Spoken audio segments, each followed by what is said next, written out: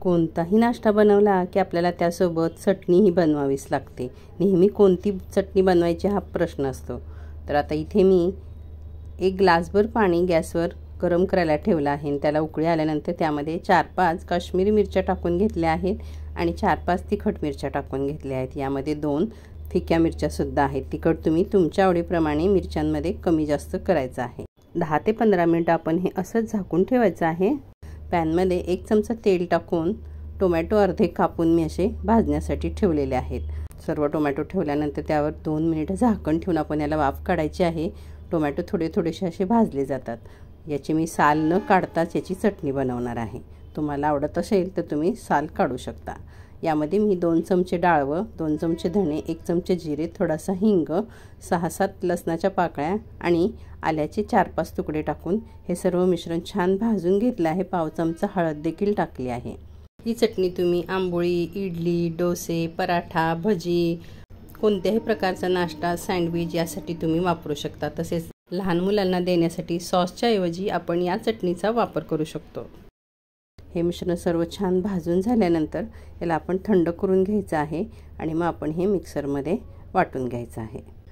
नेहमी हिरवी चटणी वाटण्यासाठी सर्व साहित्य घरात नसतं आणि आपण हिरवी चटणी वाटून ठेवली तर ती जास्त दिवस टिकत सुद्धा नाहीत। ही चटणी तुम्ही महिनाभर खाऊ शकता आणि बाटलीत भरून ठेवू शकता आणि हवं तेव्हा काढून याला फोडणी दिली तर ताजी चटणी बनवल्यासारखंच तुम्हाला वाटेल।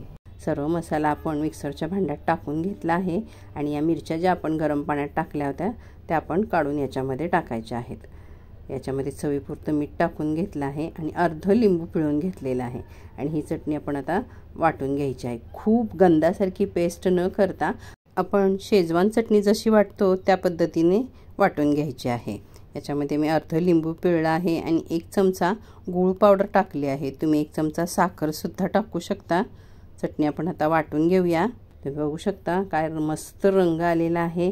मस्त टेस्टी अशी चटणी होते आणि तिखट तुम्ही तुमच्या आवडीप्रमाणे करू शकता। लहान मुलं खाणार असतील तर तिखट मिरच्या कमी वापरून अगदी सॉसच्या ऐवजी याचा वापर करू शकता। नेहमी सॉस खाणं सुद्धा हानिकारक आहे, त्यामुळे कोणत्याही नाश्त्यासोबत आपण ही चटणी घेऊ शकतो आणि आपण ही अशी फ्रीजमध्ये बाटली भरून ठेवू शकतो आणि जेव्हा तुम्हाला हवं असेल तेव्हा असं छोट्या कढईमध्ये 1 चमचा तेल टाकून राई, जिरं, कढीपत्ता, थोडीशी बारीक चिरलेली कोथिंबीर तेलामध्ये टाकली की चटणीला अतिशय खमंग वास येतो आणि चटणी खूप टेस्टी लागते।